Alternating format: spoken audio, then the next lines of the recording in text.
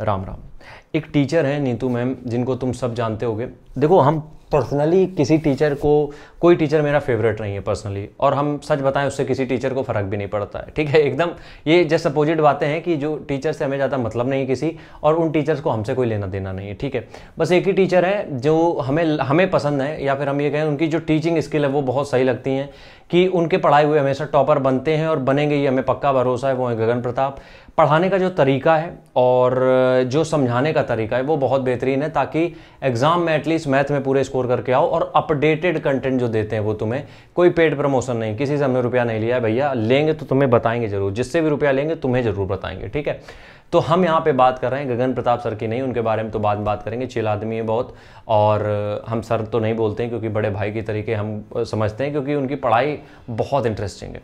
और यकीन मानो उस आदमी को इतनी नॉलेज है ना यार मैथ के बारे में, कि मतलब हमें नहीं लगता है कि इंडस्ट्री में, कोचिंग इंडस्ट्री में एक दो टीचर हैं, अभी भी उनके ऊपर भी हैं एक दो टीचर, बाकी आजकल जो घूम रहे हैं टीचर वो कुछ नहीं उनकी टक्कर में। क्योंकि तुम यकीन मानो, उनका एक बार हमने बैच लिया था, और अभी भी होगा मेरे पास, वो उनके एक एक टॉपिक में जो क्वेश्चन वो करवाते हैं ना, तो उससे पूरी मैथ है कवर हो जाती है। खैर, आज हम उनके बारे में बात ही नहीं कर रहे हैं।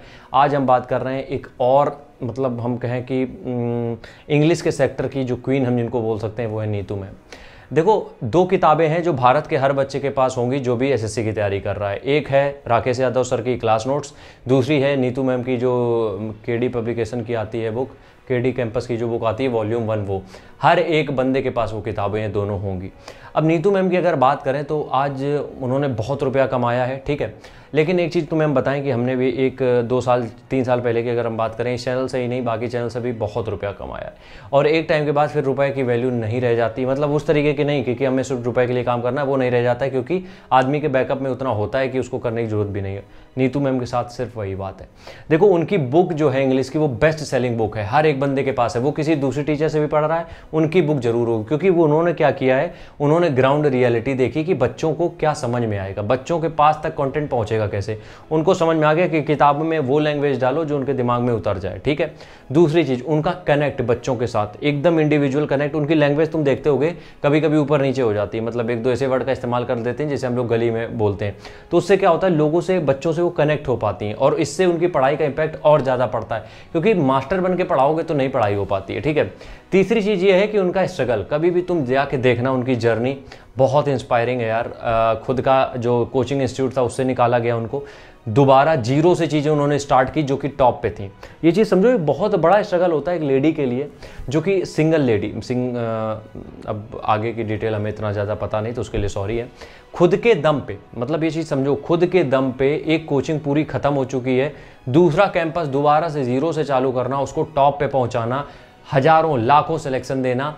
और हम ये मान ही नहीं सकते कि जिसका एसएससी में सिलेक्शन हुआ है उन्होंने उनकी किताब ना पढ़ी हो।